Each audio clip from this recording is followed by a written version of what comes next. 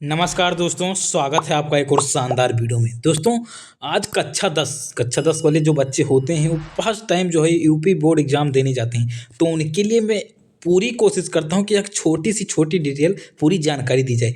आज मैं ऐसे ही हिंदी का जो पेपर आता है उस किस स्ट्रक्चर में आता है उसका पूरा डिटेल दूँगा और कहाँ से कितना नंबर आता है उसको भी बताऊँगा, जिससे एक क्लैरिटी रहे कि किस पोर्शन पे आपको ज़्यादा फोकस करने पे ज़्यादा मार्क्स मिलेगा। तो आइए सबसे पहले उसको देख लेते हैं। तो पहले जो पेपर होता था उसमें लिखित जो है सबसे ज़्यादा पूछा जाता था और 5 आई थिंक 5, हाँ, 5 क्वेश्चन जो केवल ऑप्शनल रहता था। लेकिन अब ऐसा नहीं है। खंड आ और खंड बा 2 सेक्शन में पेपर डिवाइड हो गया है। खंड आ में बहुविकल्पी यानी ये टिक करने वाला होता है वो वाला क्वेश्चन खंड आ में पूछा जाता है। खंड बा में लिखित रहता है भैया वर्णात्मक, यहाँ पे लिखा हुआ है खंड आ में वर्णात्मक प्रश्न, ये लिखित होता है, इसमें लिखना पड़ता है, इसमें टिक लगाना नहीं पड़ता है। तो खंड आ जो होता है बेटा, खंड आ 20 नंबर का आता है। खंड आ कितना आता है? 20 नंबर का। और खंड बा जो लिखित वाला है वो 50 नंबर का आता है। लिखित वाला 50 नंबर का आता है। तो ये दो चीज़ आपकी पहली कन्फर्म हो गई। सेक्शन में कितने सेक्शन में डिवाइड होगा पेपर आपका? Section A and section B, मतलब सेक्शन आ, खंड आ और खंड बा, 2 सेक्शन में आपका पेपर डिवाइड रहेगा। उसके बाद में आप बात करते हैं कि सेक्शन आ यानी खंड आ में क्या क्या पूछा जाएगा। अब देखिए, खंड आ में हिंदी गद्य के विकास का संक्षिप्त परिचय दीजिए। जो शुक्ल युग तथा शुक्लोत्तर युग, 2 ही युग आप में हैं, शुक्ल युग तथा शुक्लोत्तर युग, ये 2 युग हैं। यहाँ से 5 नंबर आपका मिलना है, 5 नंबर का क्वेश्चन पूछा जाना है। 5 जो है क्वेश्चन पूछा जाएगा, एक एक नंबर का हर क्वेश्चन रहेगा और आपको टिक लगाना रहेगा। तो ये तो बहुत अच्छी चीज़ है, ठीक है। दूसरा है हिंदी पद्य के विकास का संक्षिप्त परिचय दीजिए। रीतकाल एवं आधुनिक काल, यहाँ से भी 5 नंबर का आएगा। तो टोटल 10 नंबर आपको यहाँ से मिलने वाला है। यानी खंड आ में यदि आप 20 में से 10 नंबर लाना चाहते हो बेटा, 20 में से 10 नंबर आपको खंड आ में चाहिए, तो आप ये दोनों तैयार कर लीजिए। हिंदी गद्य के विकास का संक्षिप्त परिचय और हिंदी पद्य के विकास का संक्षिप्त परिचय। अब आपको तैयारी कहाँ से करनी है? देखिए, अभी मेरे चैनल पे आपको बहुत सारी वीडियो मिल जाएगी इसके रिलेटेड, बहुत सारे मैंने बता रखा है पहले से। और कुछ चीज़ें ऐसी होती हैं जो डिफाइन होती हैं। ये जो 10 क्वेश्चन वाले हैं, 10 में से 5 तो मैं ऐसे बता दूंगा कि ये आएगा तो 100% आएगा। लेकिन बस इतना समझिए, ये जो सारे क्वेश्चन जो है 1 और 2 से आते हैं, इसमें अधिकतर रचना वगैरह पूछा जाता है कि जो है अजातशत्रु के लेखक कौन है, ऐसे ऐसे आता है। तो अधिकतर जो रचनाएं होती हैं बेटा, वो कहाँ से पूछी जाती हैं? आपके सिलेबस में जो लेखक और जो चैप्टर डिसाइड किया गया है। अब क्या डिसाइड किया गया है, आइए उसको दिखाता हूँ। देखिए, वीडियो थोड़ा लंबा हो सकता है बेटा, यदि वीडियो आप ढंग से देखोगे तो आपको कोई दिक्कत नहीं होगी, आपको सब कुछ समझ में आ जाएगा। तो निर्धारित पाठ्यवस्तु में जो गद्य है, गद्य में देखिए क्या क्या डिफाइन है। रामचंद्र शुक्ल यानी मित्रता वाला पाठ, ममता, जयशंकर प्रसाद। तो जितनी भी रचनाएं आती हैं जो पूछा जाता है वो यहीं से पूछा जाएगा। रामचंद्र शुक्ल का पूरा पढ़ लीजिए, जयशंकर प्रसाद का पढ़ लीजिए, राजेंद्र प्रसाद का पढ़ लीजिए। इन्हीं लोगों का जितनी भी रचनाएं वगैरह हैं, इंपॉर्टेंट रचनाएं हैं, उनको पढ़ लीजिए। मैं आपको गारंटी के साथ कह सकता हूँ कि आप जो है 10 में से 5 100% कर ही ले जाएंगे। मैं लिखित गारंटी देता हूँ। पेपर होने के बाद आइएगा, मुझसे पूछ लीजिएगा, मैं आपको गिना दूंगा कि कौन कौन कहाँ से पूछा गया। तो यहाँ से पूछा जाना है, ठीक है। तो इनकी जो भी रचनाएं हैं, आप जब राजीव की बुक खोलेंगे, अधिकतर जो है कॉलेज में राजीव की बुक चलती है, तो राजीव की जब बुक खोलेंगे तो उसमें रचना का सेक्शन बना होता है। जैसे जब मित्रता चैप्टर पढ़ो तो उसके बाद में जयशंकर प्रसाद की कितनी इंपॉर्टेंट रचनाएं थी उसका एक सेक्शन बना होता है, उसमें पूरा लिखा रहता है कि इनकी कौन कौन सी रचनाएं हैं। तो उसको आपको पढ़ लेना है। वो पढ़ लेंगे तो आप रामचंद्र शुक्ल के बारे में पूरा समझ जाएंगे बेटा कि रामचंद्र शुक्ल की जो है इंपॉर्टेंट रचनाएं कौन कौन सी हैं। तो पेपर में जब आएगा तो तुरंत टिक मार देंगे, वहां से दिक्कत नहीं होने वाली है। तो 10 में से 5 यहाँ से आपका मिल जाएगा। समझ में आया? तो इस तरह पेपर बनता है। पेपर को समझिए कैसे बनता है।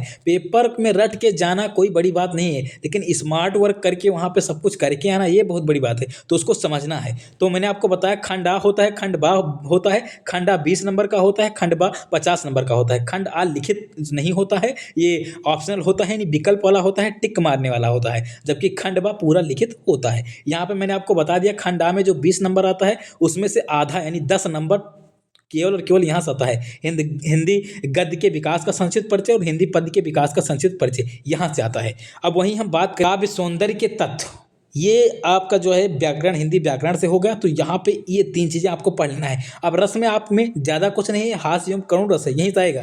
जैसे पूछ लिया जाता है हास्य रस का अस्थायी भाव बताइए, करुण रस का अस्थायी भाव बताइए, तो ये सब बड़ी चीज़ थोड़ी है भैया। हास्य रस का हास हुआ, करुण का शोक हुआ, सिंपल सी बात है, यही सारी चीज़ें हैं। तो ये 3 चीज़ें बहुत ही इंपॉर्टेंट है। इसको मैंने पूरा पढ़ा रखा है भैया, इसको आप देख लें। और जल्द ही मेरा और नया नया वीडियो इस पर आने वाला है, तो उसको भी देख लीजिएगा। मैं आपका ये 20 नंबर पक्का करा दूंगा बहुत आसानी से। और इससे पहले मैंने एक वीडियो लॉन्च कर दिया है इंपॉर्टेंट क्वेश्चन को लेकर, उसको भी आप देख सकते हैं। इंपॉर्टेंट क्वेश्चन की कोई भी पीडीएफ चाहिए तो यूट्यूब गूगल पे जाके विशाल योजना लिखना है बेटा, विशाल योजना कॉम सर्च करना है, आपको सिंपली मेरी वेबसाइट मिल जाएगी vishalyoजना.com। वहाँ पे पूरा का पूरा पीडीएफ पड़ा हुआ है, इंपॉर्टेंट क्वेश्चन का पीडीएफ, मॉडल पेपर का पीडीएफ पड़ा है, इस बार किस तरह पीडीएफ आएगा मतलब पेपर आएगा उसका सारा पीडीएफ पड़ा है। तो फ्री ऑफ कॉस्ट डाउनलोड करिए, मैं 5 रुपया भी आपसे नहीं चार्ज करने वाला हूँ, एकदम फ्री है, कोई भी पैसा नहीं लगने वाला है, फ्री में जाइए, लाभ उठाइए, बस तैयारी करते रहिए। तो ये सारी चीज़ें हैं। अब हिंदी व्याकरण में जो है उपसर्ग, तत्सम, ये सारी चीज़ें आती हैं, ये सब बहुत ईजी चीज़ है। तो यहाँ से देखिए, हास्य रस वाले से, करुण रस वाले से 1 नंबर मिलेगा, अलंकार से 1 नंबर मिलेगा और जो है छंद से 1 नंबर मिलेगा। तो 3 नंबर आपको यहाँ से मिलने वाला है। वहीं हिंदी व्याकरण में जो है उपसर्ग हो गया, समास हो गया, तद्भव तत्सम हो गया, यहाँ से आपको 3 नंबर मिलने वाला है। संस्कृत व्याकरण की बात करें तो सर्वनाम यानी तद और इसमद, यही 2 डिफाइन है। आप में 2 ही चीज़ निर्धारित की गई है, तद और इसमद, इन्हीं 2 को पढ़ लेंगे तो आपको 1 नंबर मिल जाएगा। लेकिन यदि आपके पास अभी टाइम नहीं है, आप एकदम जीरो से शुरू कर रहे हैं, आपने पहले कुछ नहीं पढ़ा है, तो इन सारी चीज़ों पे नहीं पढ़ना है बेटा। आपको सेक्शन ए में बस क्या टारगेट करना है, 1 2 3 4, बस इतना टारगेट करना है, इससे नीचे नहीं जाना है। बस इतना तैयार कर लेंगे तो आपका कितना नंबर हो जाएगा, 10 यही हो गया, और 3 13 और 3 16, 16 नंबर हो गया। 16 नंबर से ज़्यादा आपको नहीं चाहिए, सेक्शन आ में 16 नंबर से ज़्यादा आपको नहीं लेना है। बस यदि आपको कुछ नहीं तैयार है, उस जरिए मैं बात कर रहा हूँ, ऐसा नहीं है कि आपका सब कुछ तैयार है तो फिर इस और जो नीचे चीज़ें हैं उसको ध्यान नहीं देना है, सब पे ध्यान देना है। लेकिन आपका अभी कुछ नहीं तैयार है, आप शुरुआत कर रहे, तो आप ऊपर इन्हीं 4 चीज़ों पे फोकस कर लीजिए, आपको सेक्शन ए में 16 नंबर मिल जाएगा, 100% मिल जाएगा। उसके बाद में वाक्य प्रयोग और जो है वाच्य परिवर्तन, ये 1 नंबर का आएगा। पद परिचय, ये 1 नंबर का आएगा। तो ये इस तरह हो गया 20 नंबर कहाँ से पूछा जाने वाला है। तो ये सारी चीज़ें आपको समझ में आ गई होगी। अब खंड बा, जो सबसे ज़्यादा बड़ा पोर्शन है 50 नंबर का, यानी 70 में 50 नंबर जहाँ से लाना है उसकी बात करते हैं। तो यहाँ पे देखिए, गद्य हेतु निर्धारित पाठ वस्तु गद्यांश पर आधारित पाठ। अब आपके गद्य से कोई एक पार्ट्स का जो है कुछ थोड़ी पोर्शन ले लिया जाएगा, उससे आपको रिलेटेड क्वेश्चन पूछा जाएगा और उसको आपको संदर्भ सहित व्याख्या वगैरह करना रहेगा। ऐसे ही पद से पूछा जाएगा, ऐसे ही संस्कृत गद्यांश से पूछा जाएगा, वैसे ही संस्कृत पद्यांश से पूछा जाएगा। ये टोटल 4 चीज़ करके आपको कितना नंबर मिलने वाला है बेटा, 5 5 10 6 16 और 6 22, 6 6 12 10 22 नंबर बेटा आपको यहीं से मिलने वाला है।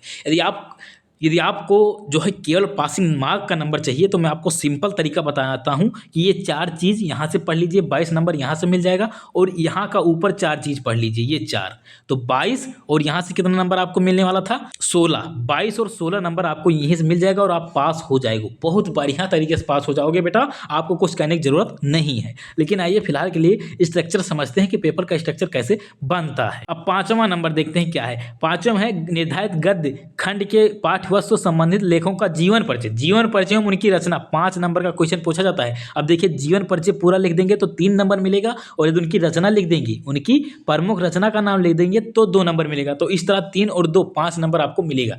ऐसे ही बेटा पद से होगा, ऐसे गद्य से, ऐसे पद से होगा, 5 5 10 नंबर यहाँ से मिल जाएगा। और इनमें मैंने इंपॉर्टेंट ऑलरेडी बना रखा है, आपको 4 से 5 लेखक का पढ़ना है, बस दोनों से आपको नंबर फ्री ऑफ कॉस्ट मिल जाएगा। 5 से 6 लोगों का आप रचना नहीं याद कर सकते हो, अभी आपके पास टाइम है, 25-25 दिन का टाइम है, तो इसमें आप बहुत अच्छे से याद कर सकते हो, तो आप याद कर लीजिए। अब उसके बाद में 7वां क्या है, 7वां कैसे क्वेश्चन बनता है उसको देखते हैं। संस्कृत खंड के पाठ वस्तु कंठस्थ एक श्लोक जो पथ में ना आया हो, 2 नंबर के, तो फ्री फंड का नंबर है बेटा, इसको याद कर लेना, आसानी से याद हो जाएगा।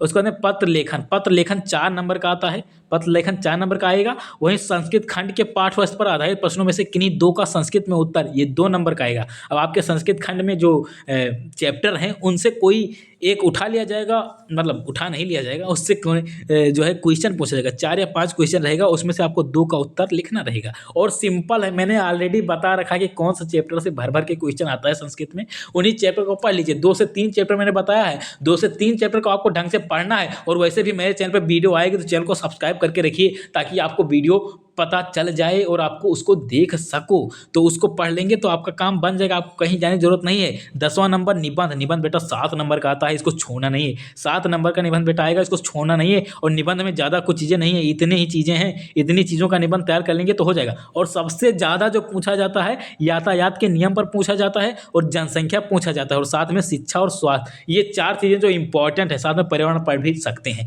और दूसरी चीज़, मैं एक निबंध बताऊँगा, उसमें साथ में बता दूंगा कैसे आपको भर भर के निबंध लिखना है। कुछ भी निबंध में पूछ ली, तसला के ऊपर निबंध पूछ लेगा, तब भी आप लिख देंगे, मतलब तो मजाक कर रहा हूँ, लेकिन फिर भी आप लिख देंगे। ऐसी चीज़ें मैं आपको बता दूंगा। ऐसी ट्रिक मेरे पास है जो आपको देने के लिए मैं तैयार हूँ और जल्द ही मिल जाएगा।